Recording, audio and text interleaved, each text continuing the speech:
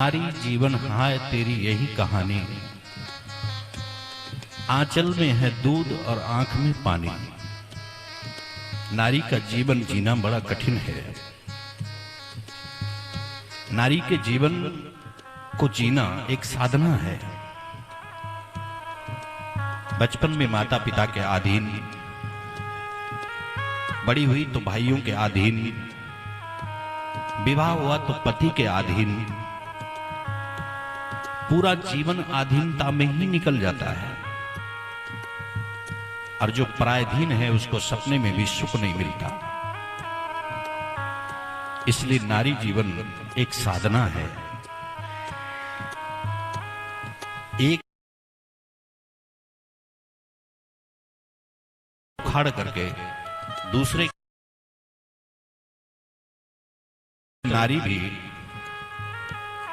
जब छोटी होती है तो माँ बाप का घर ही अपना घर समझती है। कोई पूछे कि तुम्हारा घर कौन सा है तो पिता के घर को ही घर बताएगी। तुम्हारा कारोबार क्या है तो पिता के कारोबार को ही अपना कारोबार बताती है। लेकिन वही बेटी जब विवाह हो जाता है और पराये घर चली जाती है तो फिर उसका संबंध इस घर से टूट जाता है, वहां संबंध बनाती है। इसलिए बेटी एक बात का ध्यान रखना, क्योंकि शंकर के माता पिता तो है नहीं, केवल शिव जी हैं। इसलिए बेटी करहूं सदा शंकर पद पूजा, नारी धर्म पति देव न दूजा। सदा अपने पति के चरणों की सेवा करना, क्योंकि नारी के लिए पति से बड़ा दूसरा कोई भगवान नहीं होता। नारी का भगवान ही उसका पति है। इसलिए बेटी अपने पति के आचरण के अनुसार ही व्यवहार करना। अब शिव जी के आगे दोनों हाथ जोड़ के खड़े हैं। सुन रहे हो, एक पिता की करुण दशा है। जिस पिता ने अपनी बेटी को बचपन से पाला पोसा है, बड़ा किया है, पढ़ाया लिखाया है, और वो पिता जब बेटी का दान करता है तो दोनों हाथ जोड़ के खड़ा है। देखो कितना बड़ा त्याग है, कितना बड़ा दान है। सज्जनों, संसार में अगर किसी बेटी के साथ गलत होता है, बुरा होता है, तो उसका मजाक मत बनाओ, उस पर हंसो मत।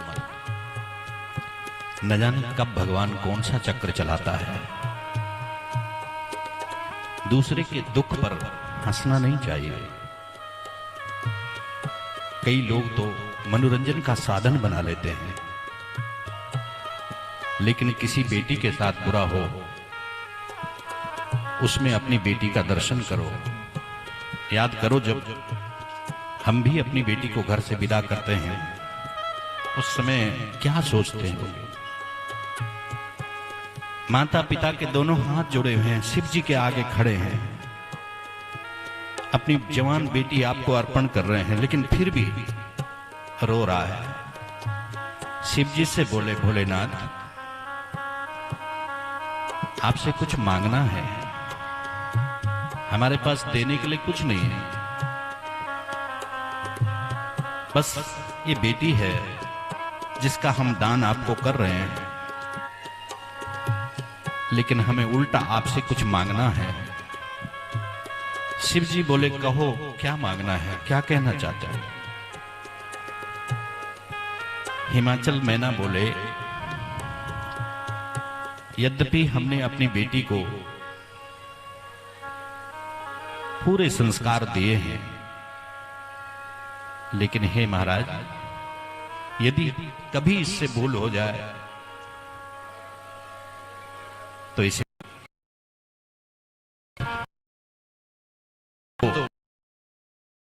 आप बेटी की भूल को माफ करोगे, क्षमा कर दोगे। सारा हिमाचल रो रहा है। आपने देखा ही होगा, बेटी की जब विदाई होती है, कठोर सा कठोर व्यक्ति भी जो कभी रोया ना हो जीवन में, बेटी चाहे किसी की भी हो, लेकिन जिस समय बेटी की विदाई होती है ना, जिस समय कहार डोली उठाते हैं, बेटी को जब डोली में बिठा दिया जाता है,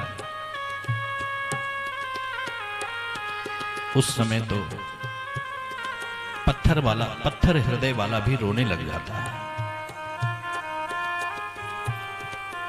ऐसा ये प्रसंग होता है विदाई का।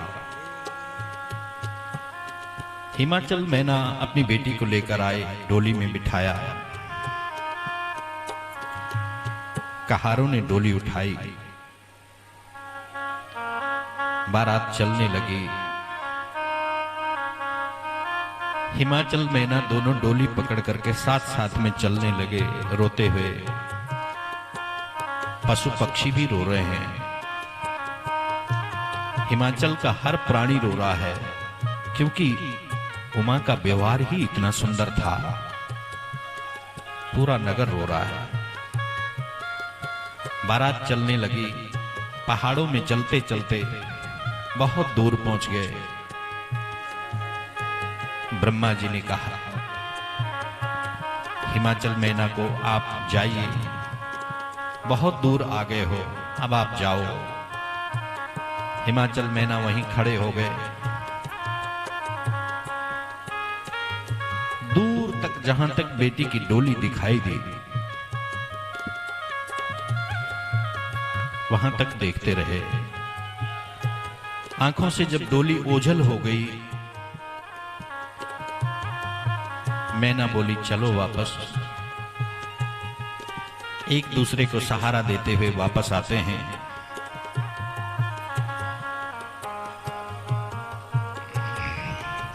वापस जब घर में आए,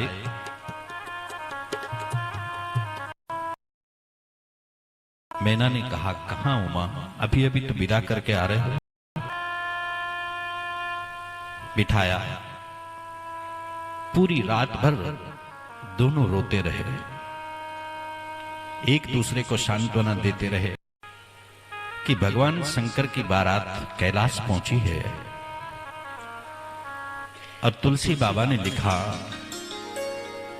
परम रम्य गिरी बर कैलासो, परम रम्य गिरी बर।